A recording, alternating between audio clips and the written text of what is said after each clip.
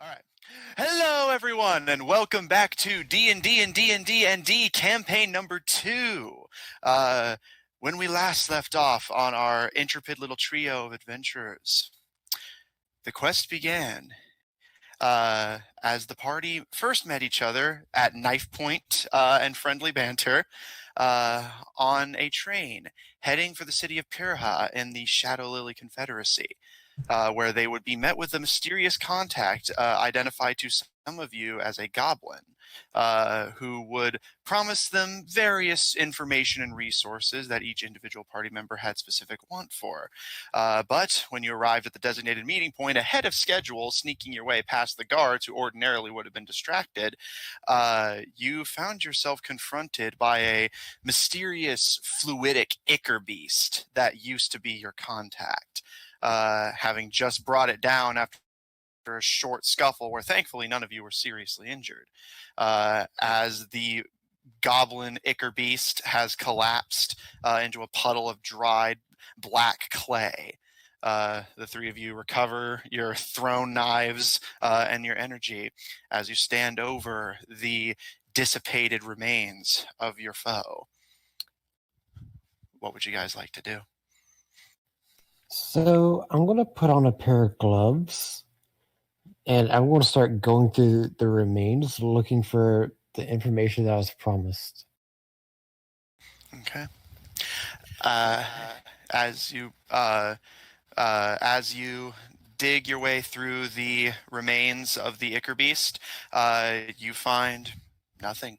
Not even cloth or any organic matter seems to have survived. Simply more crumbling remains of this clay-like black substance, and nothing else. Could I look? I don't know why I sound French today, but It's all good. could I look over maybe where we found it and see if there's anything on the floor? Absolutely. Make me a perception check.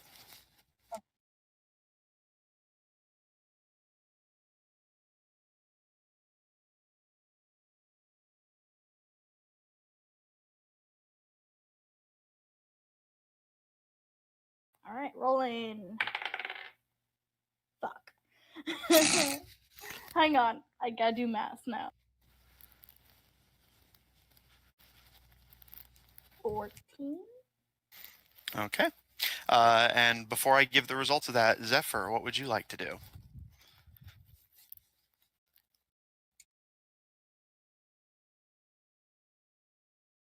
Austin?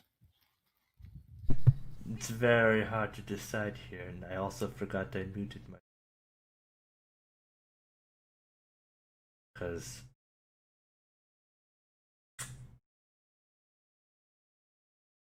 Think of how I can get what I can.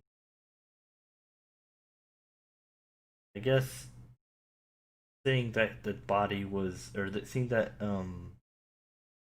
the barbarian didn't find anything, I'm going to sort of like kind of hover over the other one, checking where he used to be, seeing if he finds it.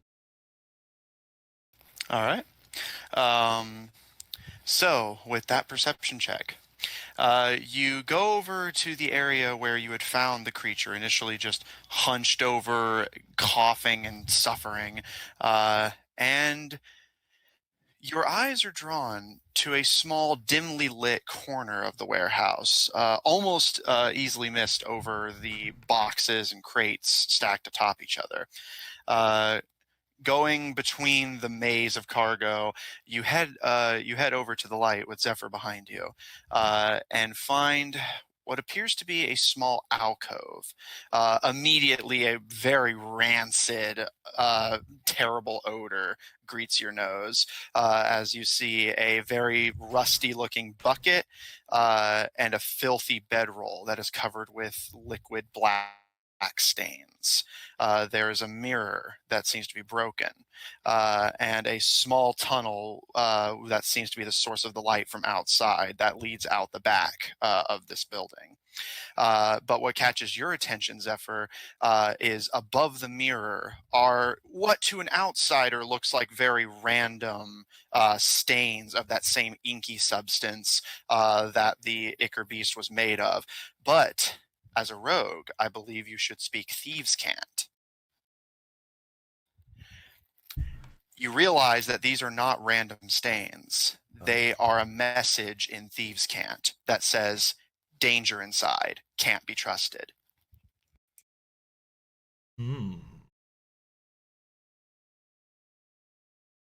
Alrighty then. Question is, where is this inside? I guess. Do you tell us this? No. I don't tell y'all. He doesn't really trust you. He doesn't trust y'all right now. So. And I did take his knife. Okay. Well, in that case. But I give it back. I'm going to go back to the top of the stairs where we found the guards. I'm doing like a really weird melody voice right now. Anyway, I'm just gonna go with it. I'm just gonna go with it. Now, yeah. Okay. Don't worry about it. For It's first my few voice sessions, now. voices are going to fluctuate.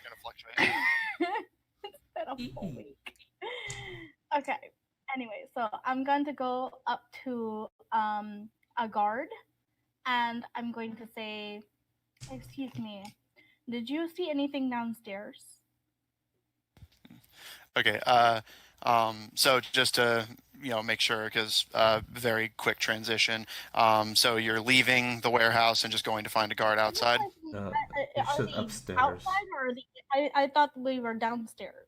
The warehouse does not have multiple floors. It's just, just went into and from the first session, so you would have remembered this in character, this warehouse has not been used in a very long time. There's a layer of dust and filth over everything. Outside. Yeah, I guess I'll go outside and I'll find a guard and be like, were you patrolling this area before? Okay. So real quick before we get to you, do the two of you still in the warehouse have anything left you'd like to do? Just so we can try to keep the party in one place. I get that.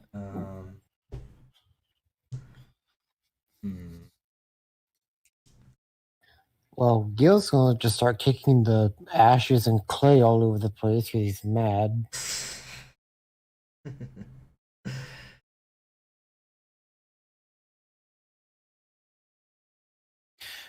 Make me a perception check if you don't mind.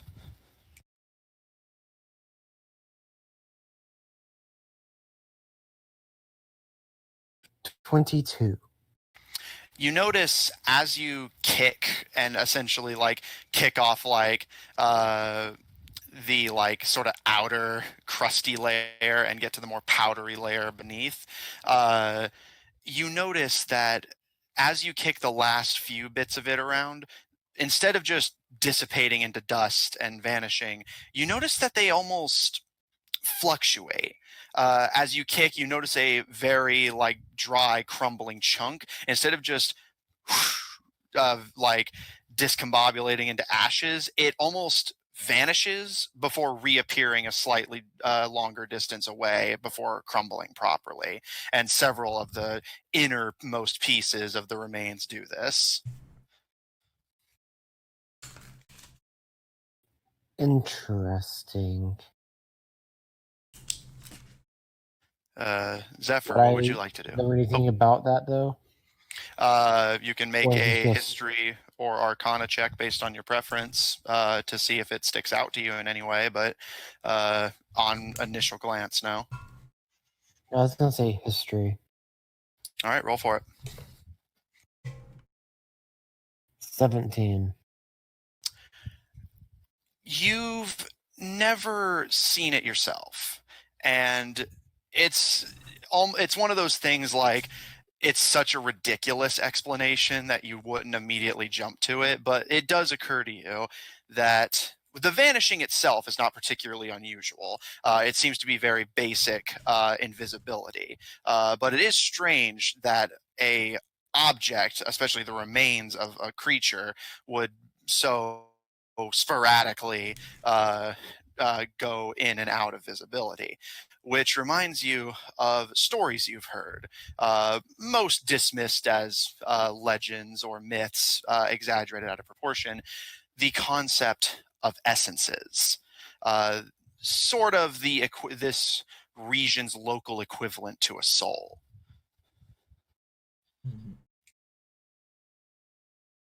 Interesting.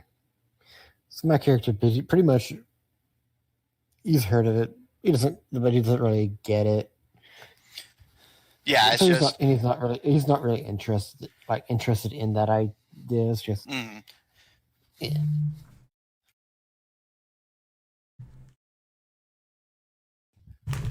So, Zephyr, what would you like to do?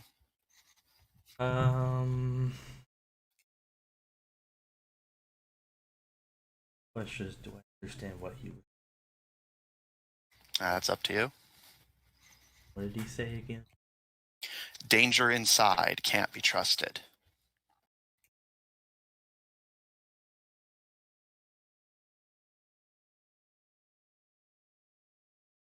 Little handwriting. I guess since it's so, do I see Melody or Lucian. Ian? I don't know. It'd take me a while to remember names, but It's okay. Do I see Lucian going towards the door? I'm guessing. Yeah, like she's not exactly being stealthy or anything. Yeah. So seeing that, I'm going to kind of just try to hide again, since I don't want the guard to see me. Okay. Are you staying where you are, or just like following behind? Yes, I'm staying where I am. Okay. Just trying to hide, be like, nope, no gods, no. All right. You're pretty deep in, and the warehouse is dark, so you don't have to roll a stealth check. As long as you stay where you are, you'll be fine. So, Lucian, you head outside, and a patrol comes through here pretty frequently, so you don't have to go looking. You just wait, and you see a familiar patrol of guards begin to approach the warehouse. So we'll pick up with what you wanted to ask them. Were you patrolling inside or just outside? The same kind of thin man that you were speaking to with reptilian features last time kind of gives you a very like nose crinkle look, clearly not particularly happy to have to talk to you again, but he looks over the warehouse and shakes his head.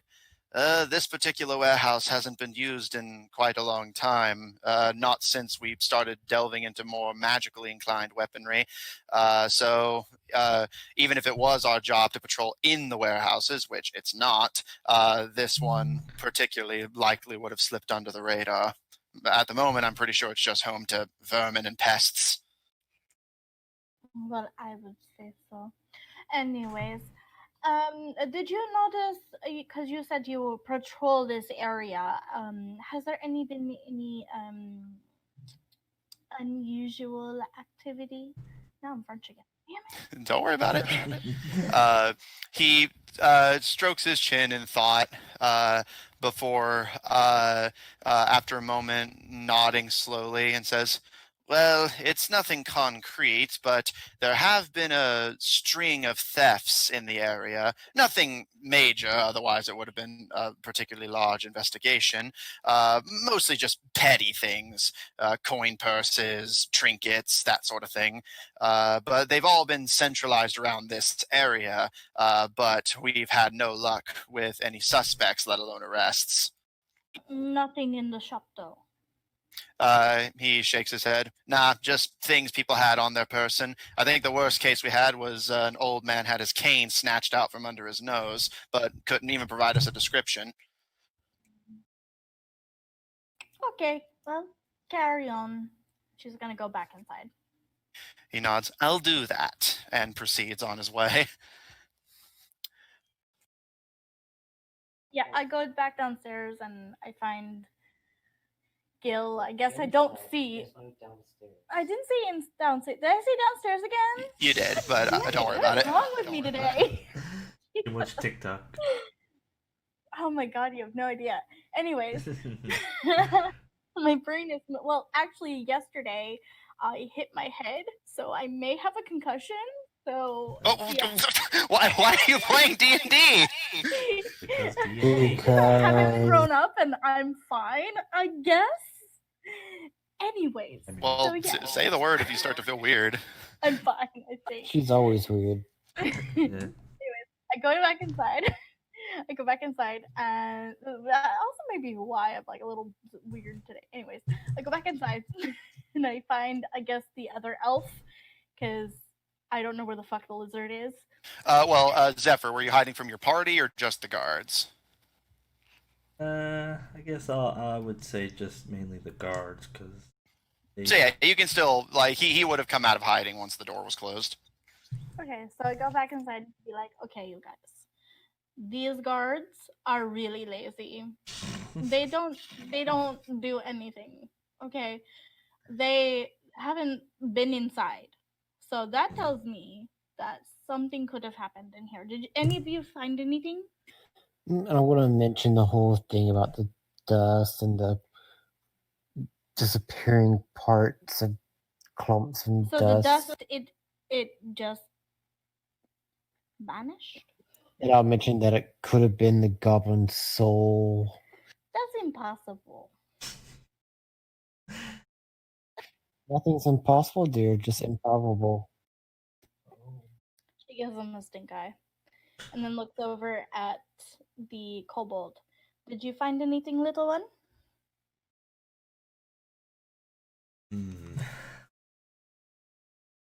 See here, how should I say this?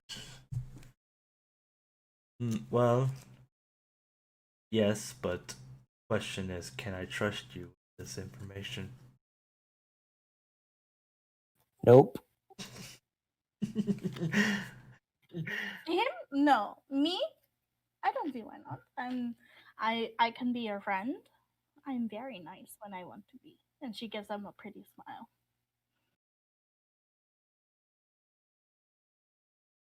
I was gonna say, would that be a performance or a persuasion? I'll leave that. Persuade. I would say persuasion, since you're trying to convince me, friend. Well, yeah, but I will leave it in Zephyr's hands first and foremost. Do you think you would just kind of instinctually go along with it, or is this going to be a contested role? I guess I kind of just grudgingly be like, or just whatever. I seems these little marks over here that he was trying to warn, guessing us. The goblin? If that's what he is, because right now he looks nothing like a goblin, but he merely was giving us a message, or a message saying, danger inside, can't be trusted. Where was this message? I guess he points towards the marks. He gestures to the little alcove that seems to have been a very temporary and unpleasant living quarters for this goblin, and specifically at the inky marks that you had just dismissed as more of the ichor beast's filth. But when you look at them, they do seem to have a structure and pattern to them, but you don't see any meaning behind them. Okay, so are they on the archway of this little alcove, or where? They're just on the wall above a shattered mirror. And I want to look for those items that people reported stolen, because I'm pretty sure it was a goblin. So I want to look and see if he's got them stashed around. Well, make me an investigation check. In a warehouse. I'm interested in. That was a journey. That's a 19. Nice. 23. All right. Real quick, what were you going to say, Lucian, before I give him the results of the roll? Sorry, I got distressed. Fucking head. I'm very interested in the mirror. If I go up to the mirror, does it look like a normal mirror? It appears to be so. You do see some black stains on it, but that seems to be the norm in any area this goblin has been near. But you also make me an investigation check. I can do that.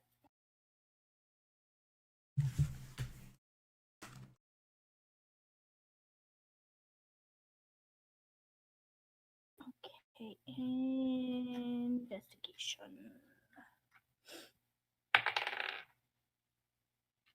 10. The mirror seems normal if broken. You don't find anything particularly unusual. I've almost got everyone's names. Gil, right? Correct. Okay, just making sure. Gil, as you search the alcove and the area near it, you're very thorough despite how filthy the area is. The bucket does not contain anything of use to you, so you just kind of gently slide it away with your foot before searching through the bedroll. And you find that as you kind of move the bedroll, it kind of clitters slightly, as if there's various objects inside. And pulling back the easily torn, fairly patchwork fabric covering it, you find a pile of various trinkets and a very respectable but not huge amount of gold pieces. And as you glance over to see Lucian investigating the mirror, as Lucian is kind of gently moving aside shattered pieces of glass, trying not to injure herself in the process, you see something leather poking out of the side of the mirror's frame. Okay, once they're not paying attention, I would like to do a sleight of hand to take the piece of leather. Okay. Yeah, go ahead and make me a sleight of hand check. So are you going for the trinkets or the leather object? Leather first. Okay. And that is a 24. Okay. Since Lucian is actively investigating the mirror, Lucian, make me a perception check to contest that. I can do that. Because Zephyr's working off a passive, but you're literally right next to him looking at the same object, so... Okay. Sort of like I'm proficient in this, so do your prayers. That was a really big journey. That was a 16 plus shit. Probably not. 16 plus 6. Probably not. 22. 22. 22 to my 24. I win. That's a very, So close. very... Lucian, you step back and conclude that the mirror likely has nothing of interest in it, and as Gil stands up and approaches it, you see the pile of trinkets and gold pieces, and just go over to investigate that as Gil slips the leather object out of the mirror's frame. In your hands, Gil, it appears to be a heavily ink-stained, leather-bound journal. Very small, like for a human's hands, it would be like at best something to just jot down quick notes. It's like a sticky pad thing, basically. Okay. I'm gonna pocket it for now. Okay.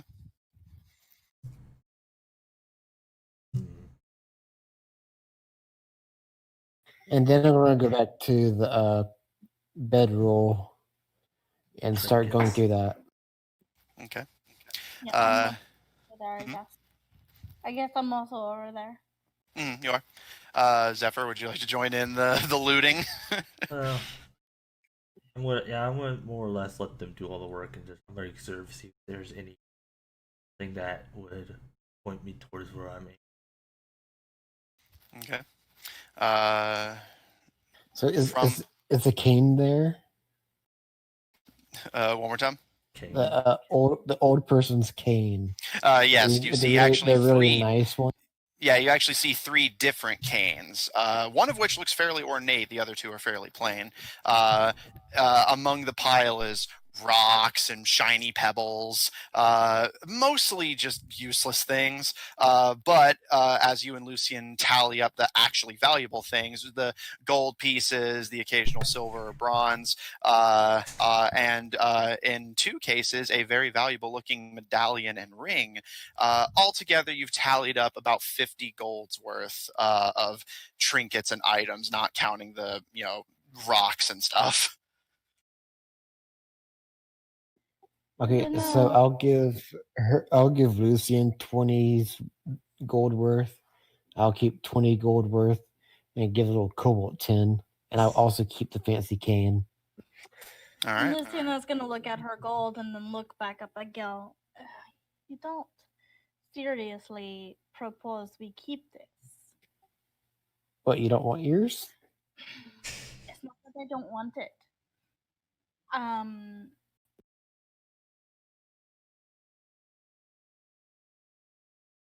I think she might have cut out.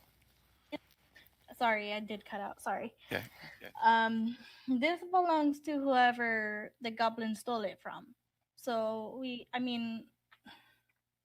I don't have a way to find out who this belongs to, but I don't feel right taking somebody else's money.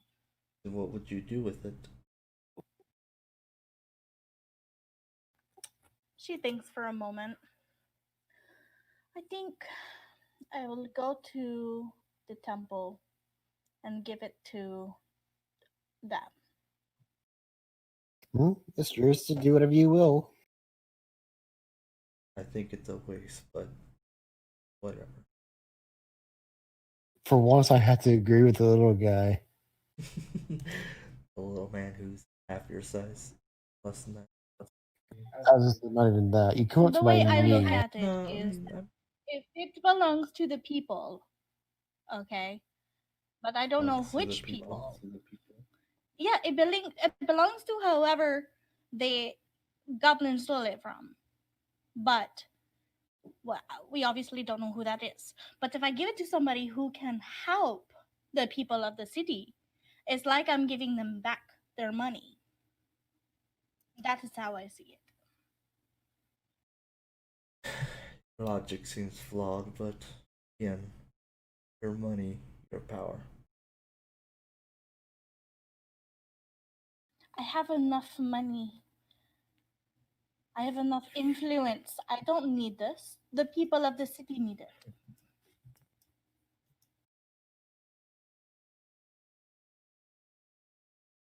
Well, again, you may think you have enough, but sometimes it's always not.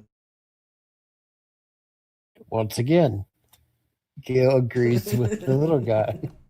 She shoots a look at the prince and raises an eyebrow. What? Like, I like shiny things.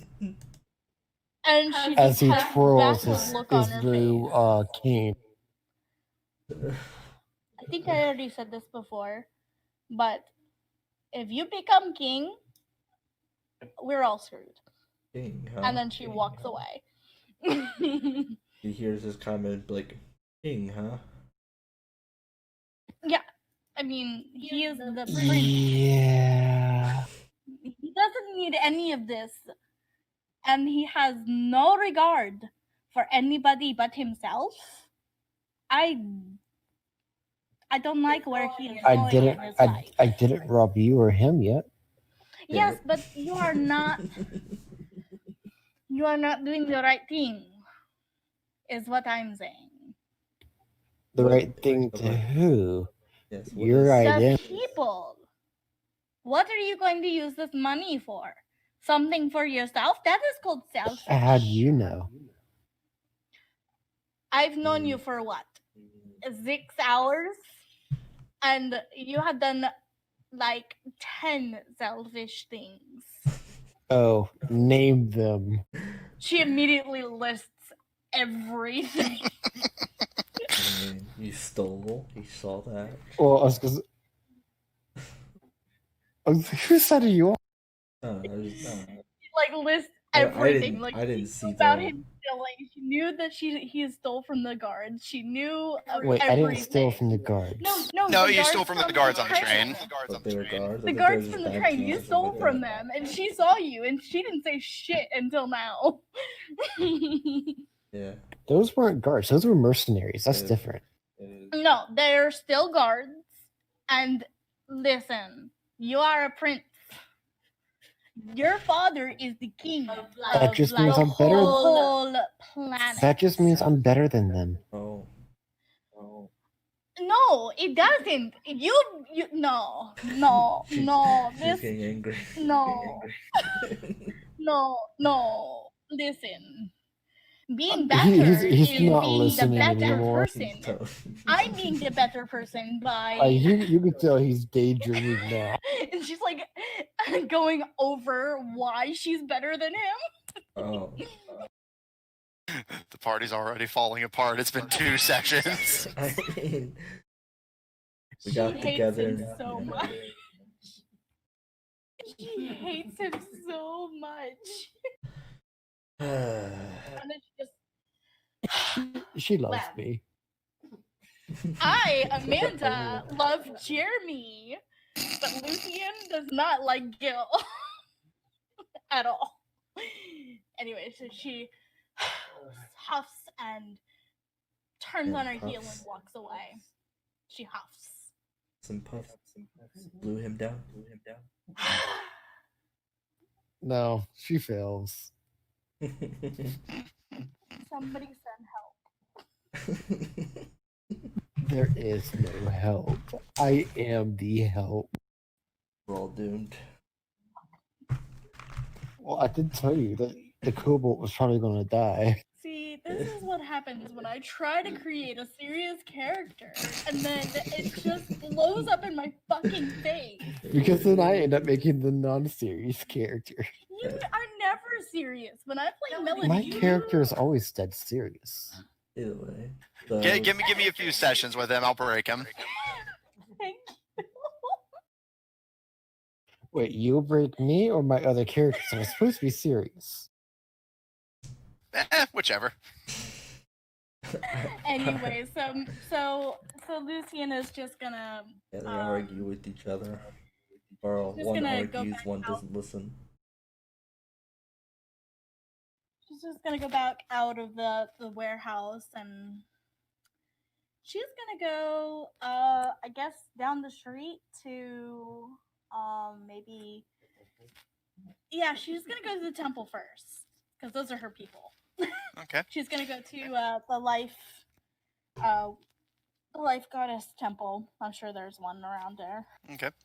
So before we get to you, while the two of you, again, for the sake of trying to keep the party together as much as we can, do the two of you in the warehouse have anything left you'd like to do before Lucian takes off? No, I'm good. And Well, that- there's one more thing I would like to do. Do any of these boxes look like they might have valuable weapons? Make me a investigation check.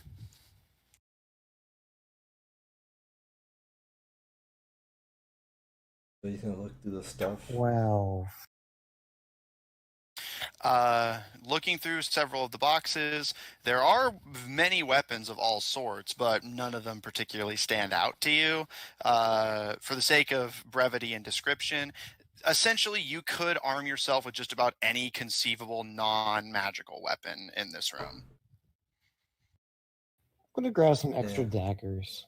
Yeah, seeing him do this, I'm gonna look at my short bow. Be like, use variety. And look, I'm gonna look for like another ranged weapon. Okay. I'm gonna pass him 2 new daggers. Say these are pretty good. I guess he just like he grabs all of these 2 daggers and thinks, where am I gonna place? Your enemy's chest cavity, preferably. I meant like on his body because he already has 2 daggers. just start a little belt of them. It's fine. Daggers and belts. Or a Yeah. backpack. This is a cry for help. In your search for ranged weapons, they're not particularly difficult to track down if you're willing to take the time to look. This warehouse does contain a sizable arsenal of long and short bows, crossbows, and slings. And javelins, maybe. Yes. Well, yeah, I don't see myself throwing a javelin. Yeah, it's like the size of you. Probably bigger. It's bigger than me. I can shorten it for you. It's a sawn-off javelin. It's just a dart at that point, is what you're thinking of.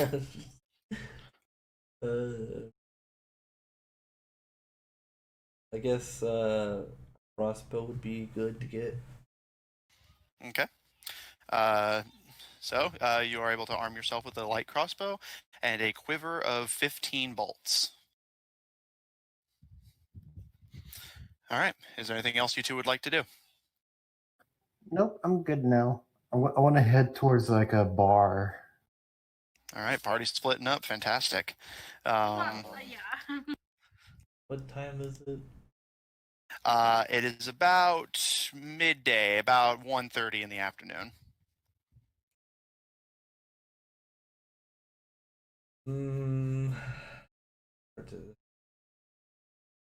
Come on, it's never too early to drink. I'm just. I mean, if it was nighttime, I would just pass it time something. Still some. I guess he's going to just kind of wander the town, investigate, see if there's any good targets. All right. In that case, three-way separation. Yeah, I was going to say, in a very cinematic and poetic scene, you all leave the warehouse, and after you're bickering and keeping secrets from each other, you all head off in different directions. Lucien, you head towards where you actually can tell from just the congregation of people, there appears to be a large public gathering space that would serve the function of a temple in the west or eastward direction. However, Gil, heading more towards the innermost parts of town to find a bar, heads to the west. And Gil, you slink in, or not Gil, sorry. One of my other players has a kobold named Gil, so I got mixed up in my head. Well, you could name Galad. Because my full name is Gil Galad. Yeah, thank you. And Zephyr, you slink into the alleyways heading to the north to find a juicy target. So we will go in order of when everyone left. So sorry for those who won't get a lot to do for like 10 minutes, but and this is why we don't split the party. I get it. Hopefully you guys have fun. Yeah. Lucien.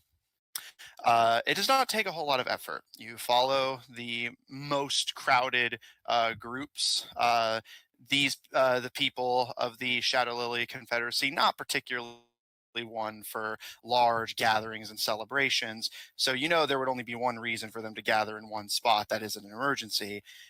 And following the crowds, you find yourself at a fenced-off area where the thing that immediately catches your eye is that the normally well-kept cobblestones and occasional gravel to fill in gaps gives way to a field of grass, specifically grass that appears to be yellowed and wilted. Among this field before you that's fenced off to the general public, but with a large open gateway to allow people in an organized fashion, you can see several bubbling, steaming tar pits. And what's immediately very unsettling is you can see even in the tar pits closest are several dead bodies resting and slowly sinking into the tar with crowds of people gathered around to observe. And as you pass underneath the large wrought iron gate, you see the marking that says graveyard. As you head within, you follow the path and the crowds as people disperse to send off their loved ones. You notice there are no tombstones or graves. The bodies are simply laid to rest in the tar pits, and the black liquid consumes them. You find yourself at a large, less a temple and more a very large, it would be almost circus like if it weren't for the drab leather coloring tent. And there's a crowd of people already heading inside. And this appears to serve as the city of Purrha's official religious worship temple.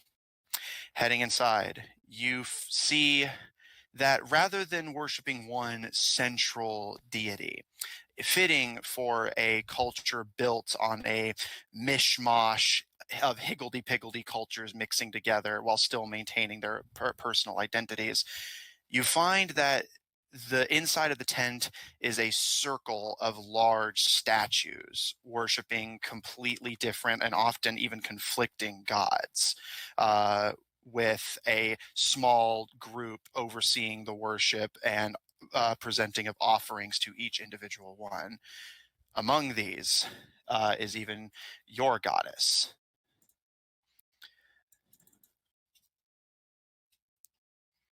Okay. As as I'm walking down towards the temple and I'm seeing all of these people in the tar pits, you can see her expression is very sad and maybe even like some tears rolling down her cheeks. Um, and as she walks in, she's gonna look around and see if maybe she can find like a matron or somebody in charge. All right, make me a perception check, please.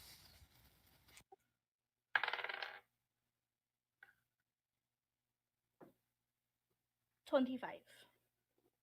You see that while each sort of mini church of sorts has its own dedicated staff of priests and bishops, you see that the one who seems to be overseeing the most of them is a young woman in a more form-fitting, but less in a like presentory way and more in just to be comfortable in the typically very warm climate of this area, especially when surrounded on all sides by steaming tar pits.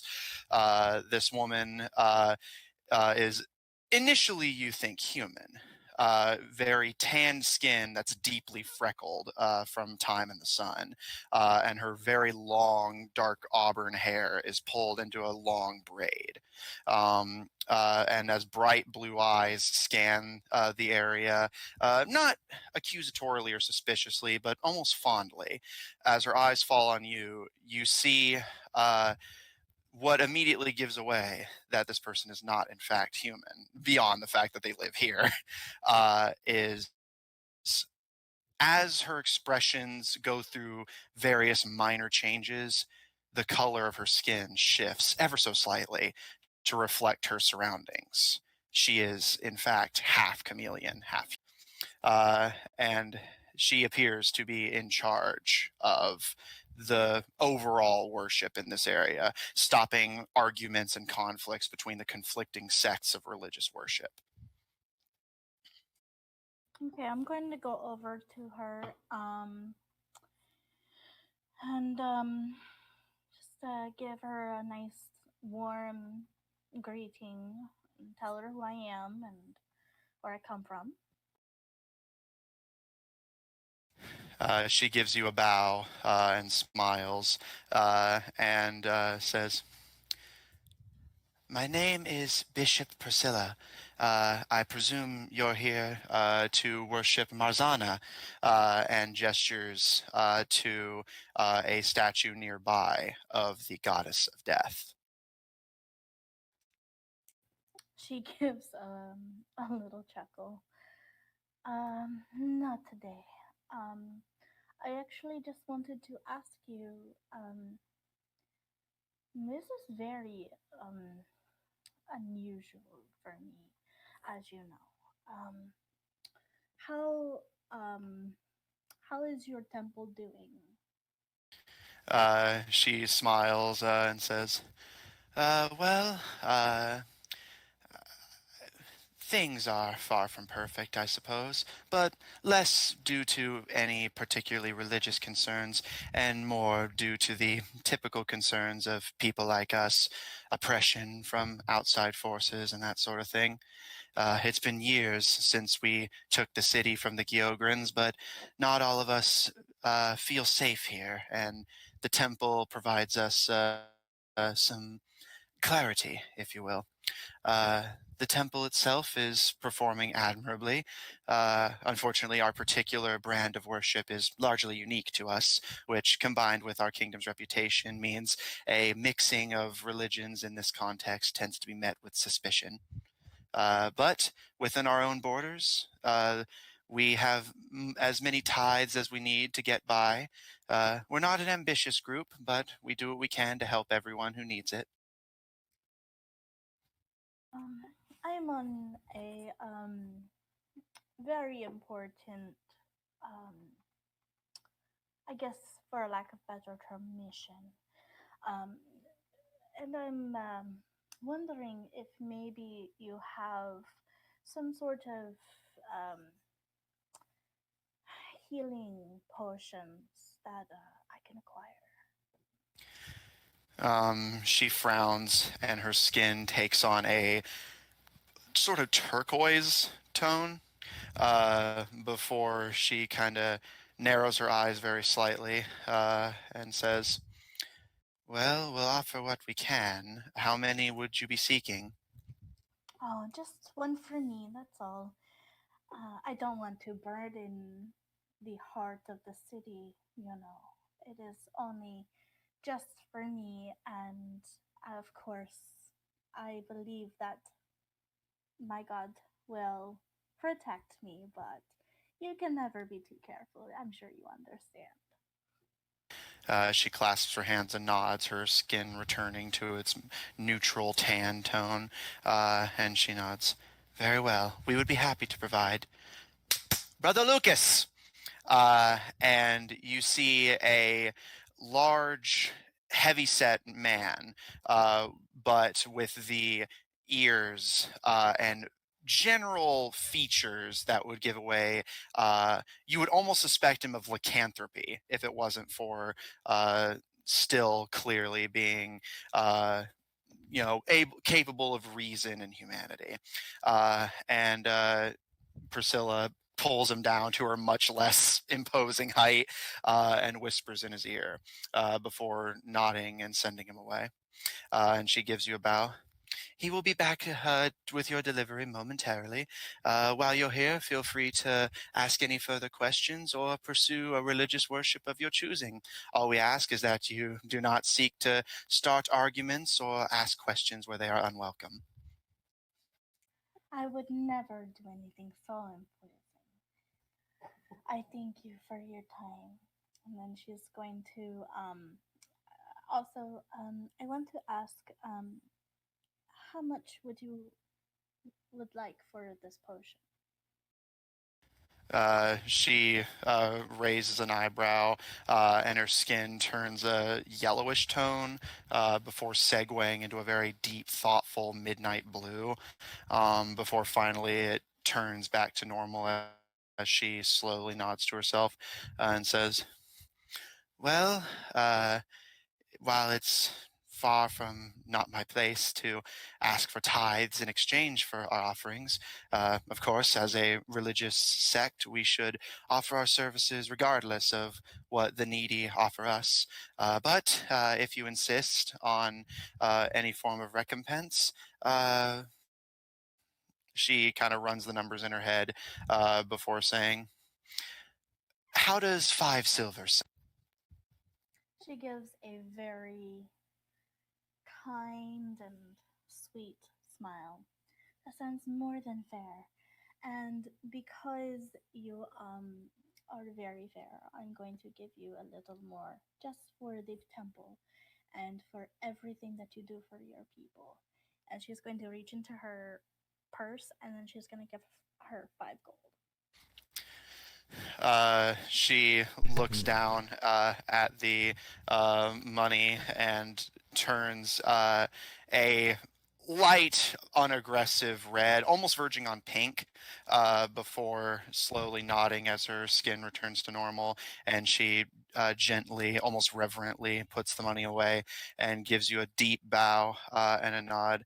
And as Brother Lucas returns and gently hands you a healing potion.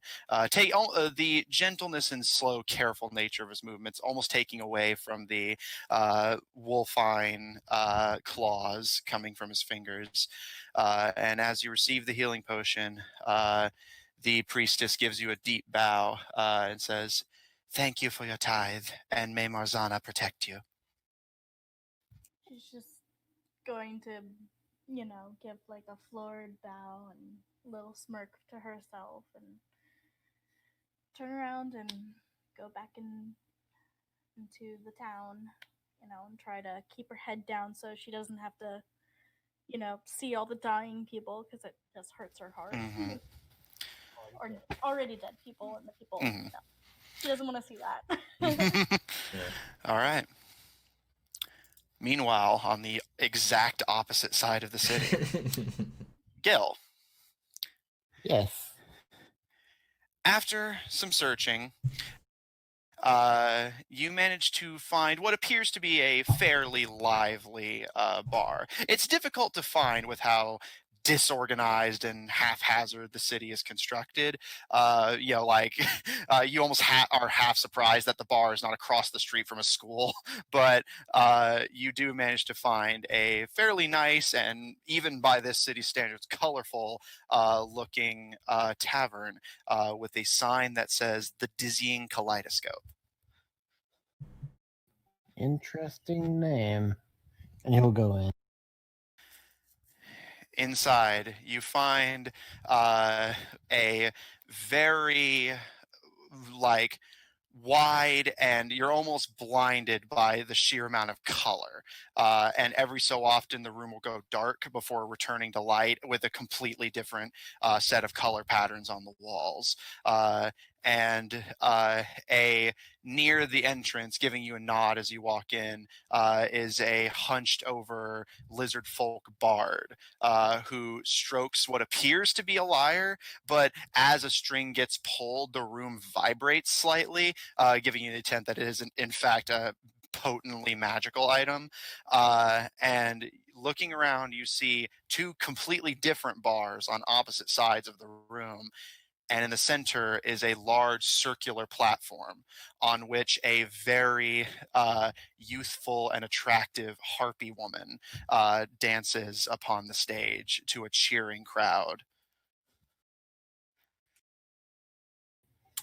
Very interesting. But he's not interested in the pretty girls or anything. He's just going to go get himself a nice strong drink, some food, and then he's going to study his little book, that little leather that he found earlier. Okay. For a full set of food and drink, in total, that'll be 1 gold. Okay. And you open the leather journal. The first few pages are largely uneventful, simply the basic recountings of the journal's owner. Goblin 47, Clutch 7, Colony 1446. It definitely appears to be the goblin contact, although just from the first few pages, you see nothing that would indicate anything overly suspicious. They used to be a scout for their goblin colony. Their job was to seek out any nearby settlements, and if any particularly tempting targets, whether through vulnerability or through sheer amount of reward that justified a risk, the colony would raid it the next day. What particularly catches your attention is, as you get about halfway through the very small book, everything before then had been footnotes and very basic telling of information, almost to just help him remember more than anything else.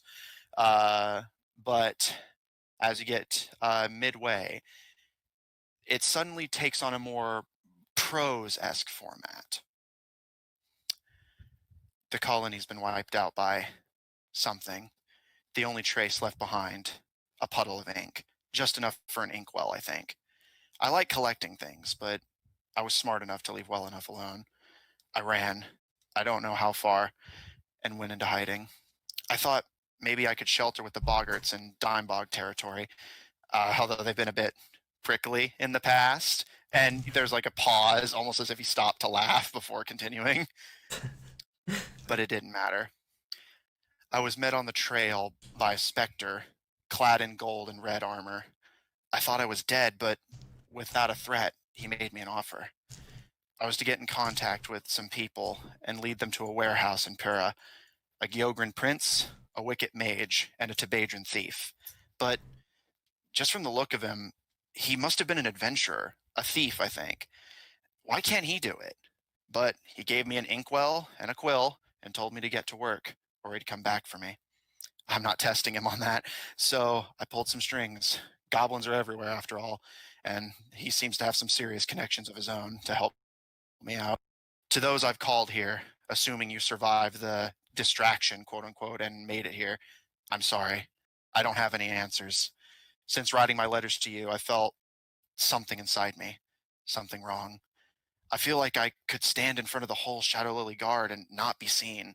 Sometimes I find myself flickering in and out of my own view and my reflection. It's the ink, I think. Something's wrong with it. I don't know what, but I don't think it's coincidence my colony was taken down by the same amount of stuff it took to do whatever it's doing to me. I keep waking up to find my pockets full of things that aren't mine. Like I've just been going on fucking kleptomaniacal sprees through the city in my sleep. The guards are getting suspicious, I think. I need to run. I don't want to hurt anyone. I don't want to die. And on the final page is a massive blot of ink.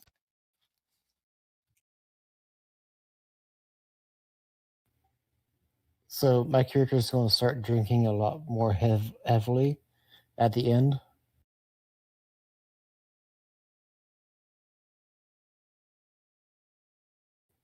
And he has figured out that his entire trip down here was a waste of time, but has figured out that someone wants him dead. So he's pretty ticked off, but and annoyed, but also disappointed that he can't prove to his dad he's a good diplomat. As you steal. That's besides the point. That's his own personal flaw. I mean, that's personal flaws are part of the. I think either way. But yeah, he's pretty much he's going to be drinking quite a bit tonight and today. All right. Zephyr, as you wind your way through the city streets, make me an investigation check to see if you can find any particularly tempting targets. Are you just going for a pickpocket, or are you planning to steal like something from a place? Oh no, please tell me he's not going to pickpocket me.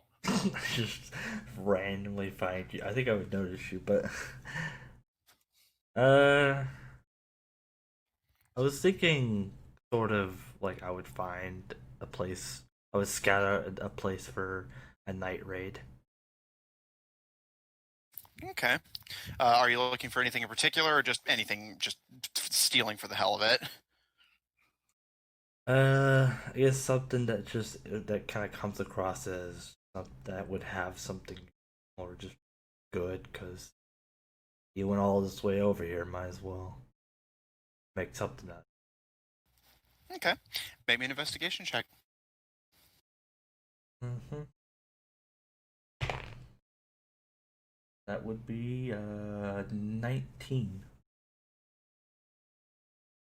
Okay. As you search the city, initially, it's difficult to find anything that particularly jumps out at you. Initially, you think maybe settling for those sort of small pawn shops in the hopes of maybe them happening to carry something that catches your eye. But as you search, you do actually find something that catches your eye.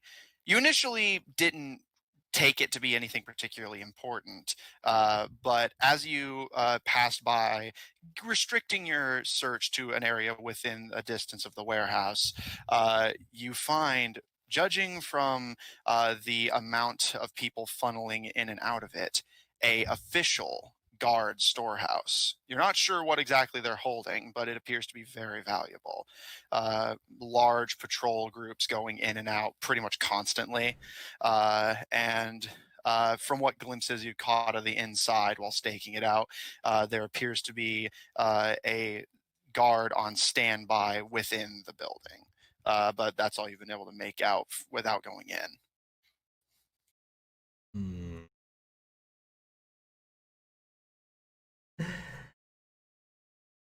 All right.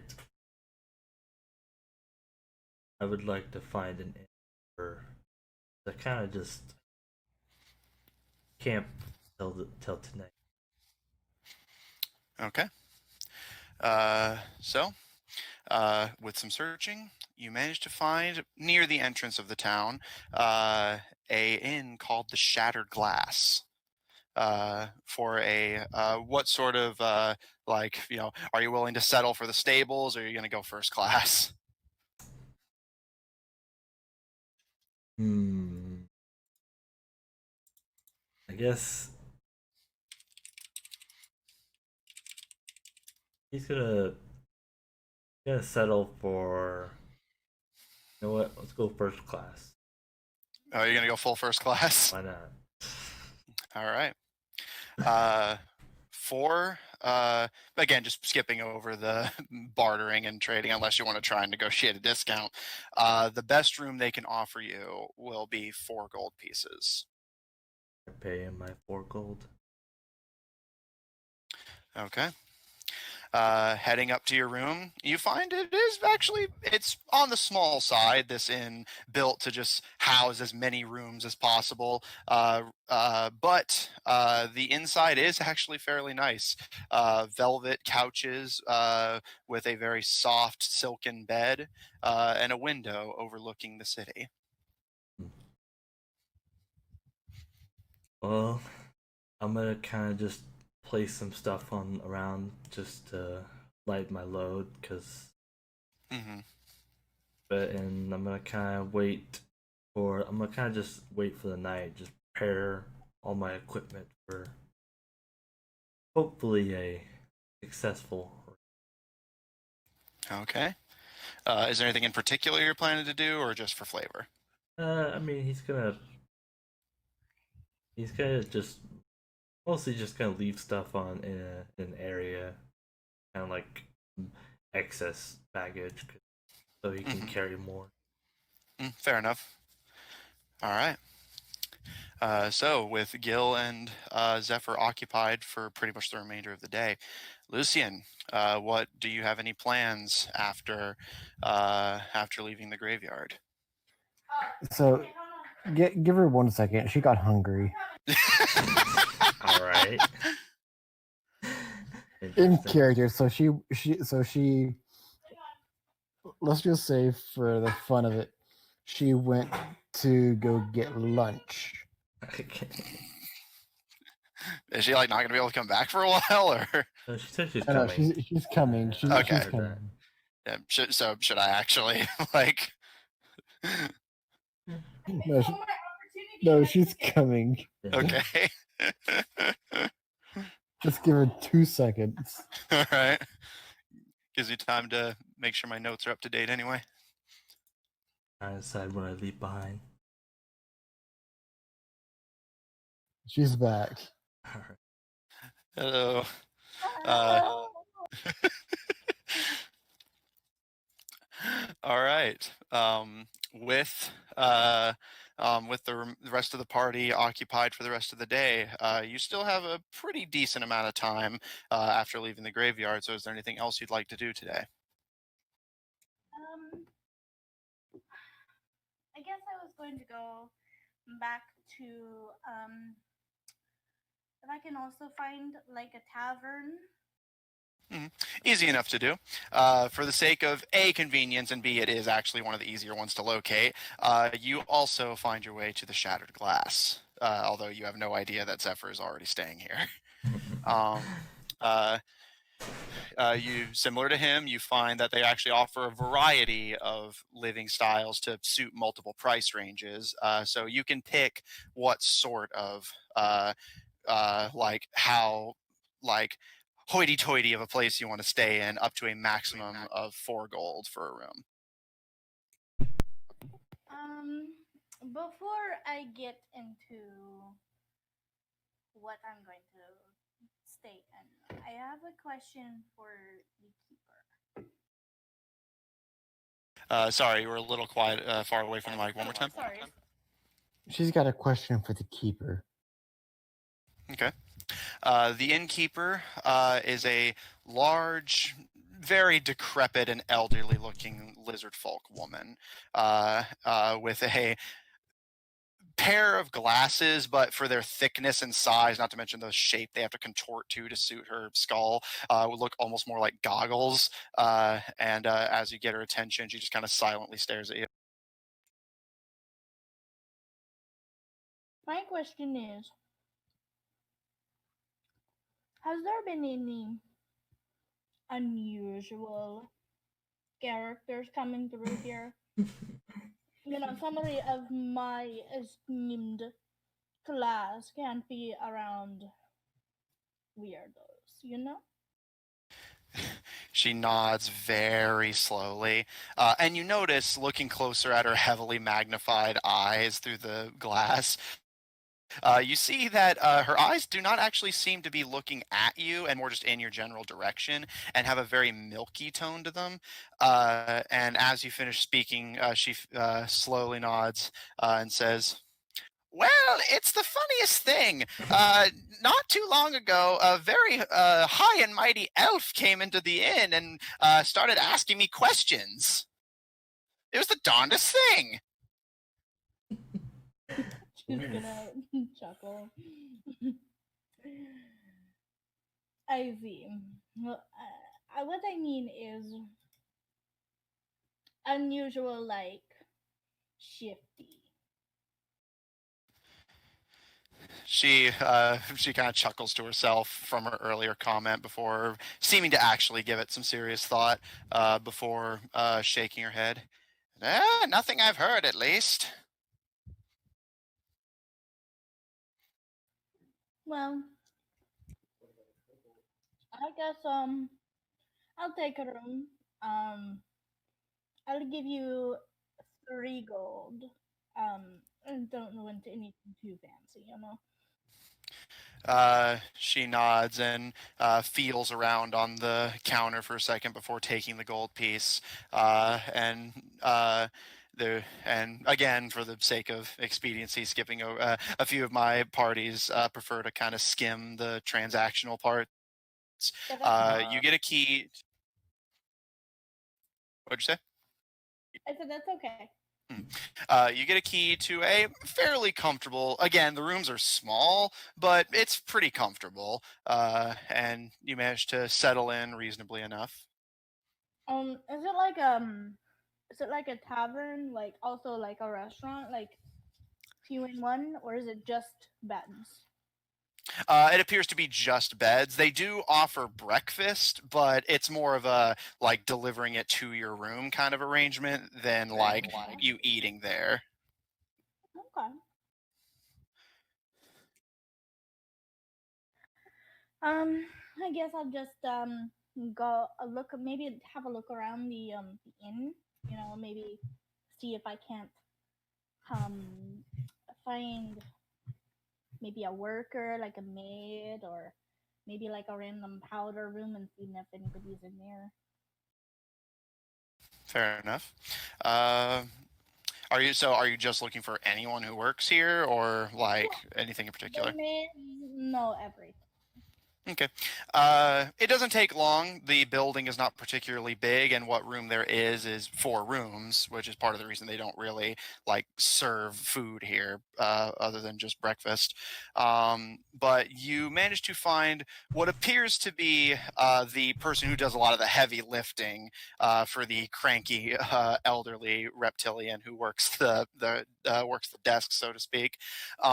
You find a much younger, fit-looking Saurian who appears almost a carbon copy of the woman downstairs, but much more youthful and lithe. And she's dressed in a very simple, bright green apron with various repair tools and cooking implements haphazardly tucked into pockets and belts. And she seems to be the person who like attends to the guests directly. Luciana's going to like go up to her nicely and, excuse me, ma'am. Can I have a moment of your time? Sounds like you already did. And she gives a very wide smile. I like your family very much. Now, I have one question for you. She kind of puts her hands on her hips and gives you a nod with a raised eyebrow. Now I assume you see a lot of people coming in and out of this inn. Have you seen anybody like weird, like shifty? She kind of raises an eyebrow even further and just kind of looks you over and just, you being an elf doesn't mean you can just come into the inn and make remarks like that. She gives a chuckle. No, you misunderstand. I am looking for somebody who kind of fits that description. All right, shifty. Very, very clear and informative. In serious. Like me, long hair, kind of. I don't know what is the word. Stupid. She laughs. All right, long hair, kind of dumb. After a moment, she shakes her head. I can't say it rings a bell. Sorry, love. Well, thank you for your time. She's just gonna go to her. Fuck you. She's gonna go to her room. All right. The fuck you is at me. I figured. No, yeah, I figured. Just funny.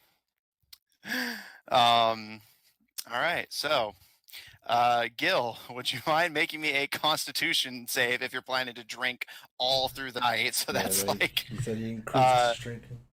Yeah, that's verging in on like nearly 6 hours straight of drinking. 21. All right, against all odds, you actually managed to hold those drinks like a champ. You got a pretty good buzz going, but it's not to the point where it's like seriously hindering your faculties. Everyone at the bar is very impressed. However, after a time, bartender makes it pretty clear that just for your health, he has to kick you out. As you exit the tavern, night has fallen. Zephyr plans a heist. Lucian rests in bed, contemplating the mystery he seeks. And Gil is enjoying his drink. However, I was gonna say I was silent by then go and look for Zephyr. Are you gonna look for me? Yeah, he always has something fun to do. All right. So you start making your way through the city looking for your kobold compatriot, but with no indication of where he may. While the city of Purrha is by no means silent at night, denizens are purely nocturnal, and as such, many businesses cycle or stay open 24 hours to accommodate that. But what appears to be smoke in the distance, a fairly thick plume of it at that. And what also catches your attention, and Lucian and Zephyr, yours as well, is the sound of screaming. I look at the window. I can't see anything. Does Zephyr, do you do the same?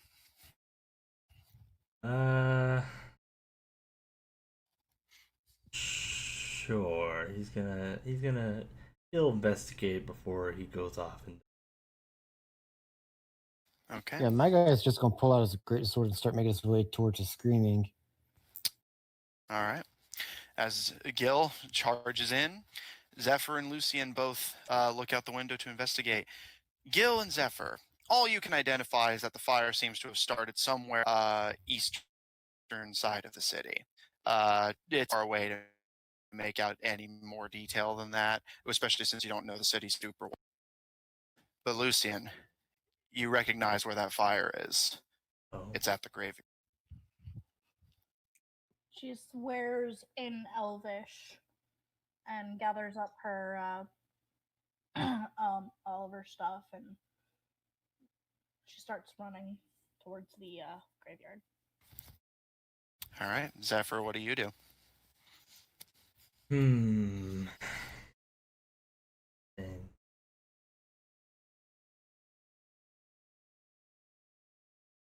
Hard thing to do because I want to kind of go with the story, but same. For now, he'll go towards the fire, more or less story wise, because otherwise he would use this opportunity. I mean, hey, you can if you want. Do what feels natural and in character. I mean, in character, he might see this as an opportunity to steal whatever's inside that real strong. Do you want to do that?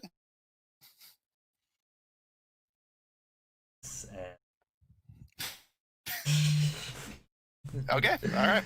But it's in the same direction, so you'll still be going that way anyway. Okay. Lucian, as you start hurrying your way downstairs to head out the door and head towards the fire, you see doing the same. I see what? See me doing the same. Zephyr, you're going the same direction. You saw him exiting the inn with you, just from a different room, and heading towards the fire. Oh, I look over to him and I say, "Hey, did you see that fire? We should probably go see if they're okay." He sort of. He's not gonna hide it very well, but he's sort of just like, yes, yeah, I agree with you there. Please, lead the way. All right, she leads the way. All right. Gil, you arrive first, having already been deeper in the city and already on the streets by the time the fire started. Yeah. You approach the wrought iron gate, seeing that same sight that Lucian had of just this wide open field of dead grass and tar pits. However, there is not the same crowd of mourners and families. There is guards who are readying various pole arms and blades as you see movement from within the tar pits. Gil's gonna go up and go, what's going on? In the most authoritative tone he can muster. Turning around, you see the same reptilian guardsman that had accosted you outside the warehouse. And he kind of does a double take, seeing you. Did you have something to do with this? Nope. What is it? I wouldn't be asking otherwise.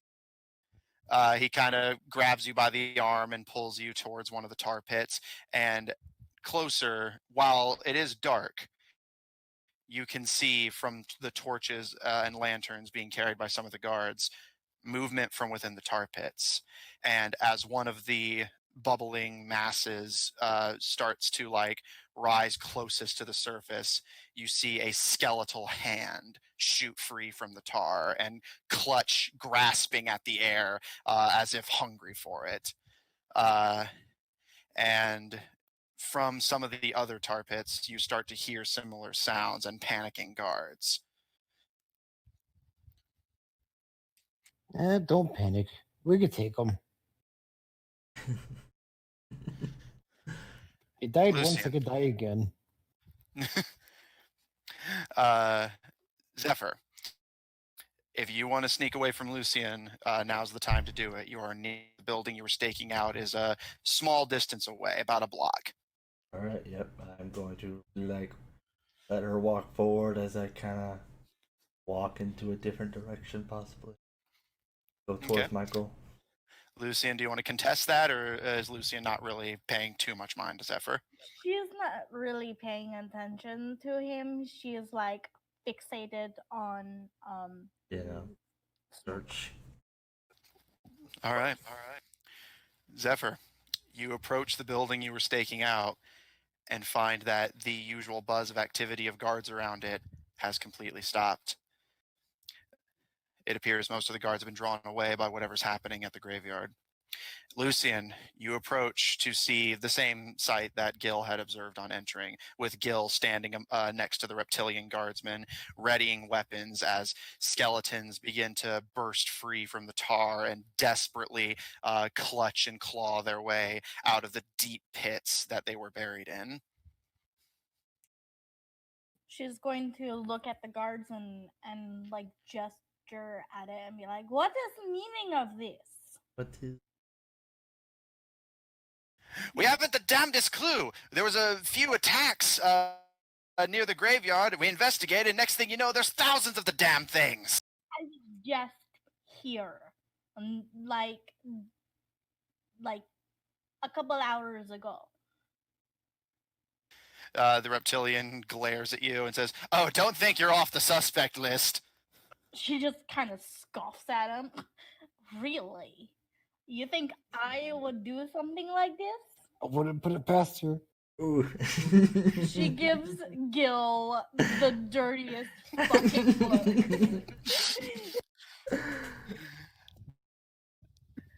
As you guys glare at each other and another argument seems ready to brew, there is a unsettling moan echoing over the graveyard. Lucian, Gil, and the guards, your attentions are drawn to a particularly large pit of tar. The guards seem to be backing away from it, and you see a skeletal hand, and another, and another. Oh. They multiply almost, coming in 2s and 3s and 5s and 10s. And as this amalgamative limb plunges itself into the edge of the pit, as the rest of the skeletons seem unable to find enough grip on the muddy, tar-stained slopes of the pits they were buried in, you see this massive undead amalgamation of bodies slowly lurch upwards. It is less a single form and more skeletons branded and melded together under the intense heat of the boiling tar. And as this tar amalgamation of undead plants another amalgamative limb into the mud, it starts to pull itself free from the tar with a horrible squelching and boiling. And the guards start to back away, placing arms over their faces and coughing as this cloud of steam and smoke releases from the torso. And finally, there's a horrible as what might have at one point been the creature's legs give out, unable to pull themselves free from the tar, leaving the creature simply a torso with a head and arms. And it shifts as if testing its own weight before pulling its amalgamative arm out of the mud and planting it forward ahead of it, and starts to walk out of the tar pit. So what I would like to do something real quick. By all means. I want to grab a torch from the guard that's next to me. I want to hurl this torch at this thing, and because it's tar, it's flammable. I want to set the tar pit that it came out of on fire, so anything else that tries to come out is going to burn. Okay. Make me a improvised weapon attack.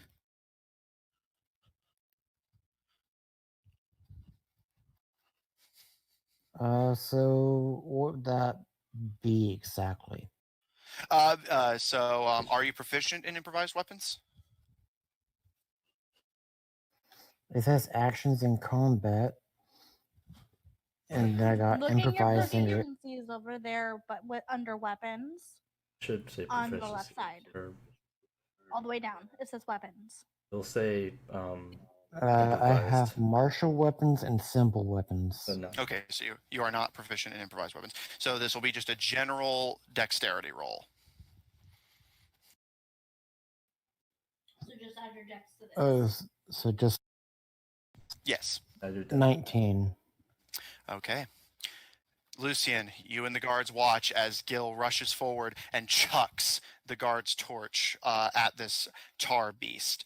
It hits once on the head, and you see a flame begin to emerge before falling into the tar pit below it. And almost instantly, there's a of flame as the tar pit catches fire, and the fire begins to slowly consume the tar beast. And Gil, it slowly turns its head to look at you, completely unfazed. And that's where we'll pick up next week. Oh, come on. You said 3 hours. Crawls into the abyss. That's it? I was just there.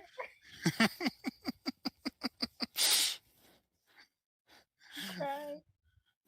Come on, I got plenty of time. We can stay up all night. Come on, you can't leave us here, man. Come on. I absolutely can. Can. He shouldn't. He can't. Please? Will, should he?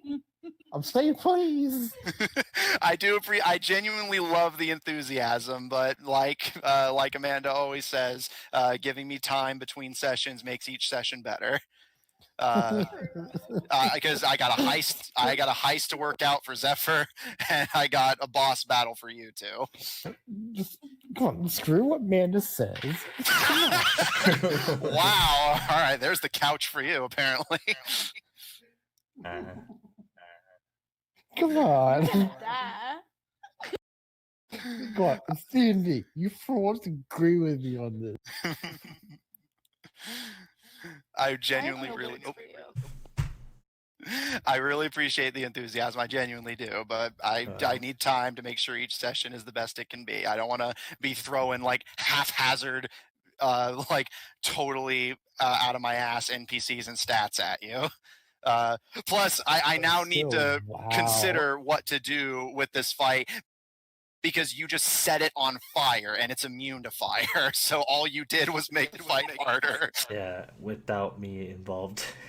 Oh my god, why would you? Because I was thinking like oh, bone doesn't bone doesn't go away when you burn it. But I figured it still might take some sort of damage because there's some sort of maybe it's the tar. Lucian, I get like, the idea. the whole time. Well, it's just- the whole time you were describing this undead. My inner Lucian was going. Yeah. I know, You but know how she is my with character- anything like that has to do with necromancy, so she's like, trying not to barf. I know my characters now think is putting a connection between the goblin covered in a tar-like substance and this and he's thinking this might be connected and figured fire might do something to it. Oh no, like I'm not saying you're being unreasonable. I'm just pointing out why it turned out that way. Yeah. I'm crying. So yeah, you're down one party member because he's fucked off to do a heist while you two fight a boss that you just buffed. Well, yeah, we did. I like how Well, you it could be worse. Well, How at could least, it be worse? at least you have army men. immune to fire, and you just fed it fire. What is wrong with you? Well, What? I didn't know it was immune. Yeah, to be fair, he didn't know it was immune. It's literally just the fact that it's covered in a substance that burns but doesn't like dissipate, and its like core is a material that fire doesn't get rid of. eh, Well, at least we didn't throw water on it. maybe that would help clean it off. Okay, back to TikTok. Yeah, so I'm glad you guys had a lot of fun. We will meet up next week for all of those watching. See you guys and the players next week.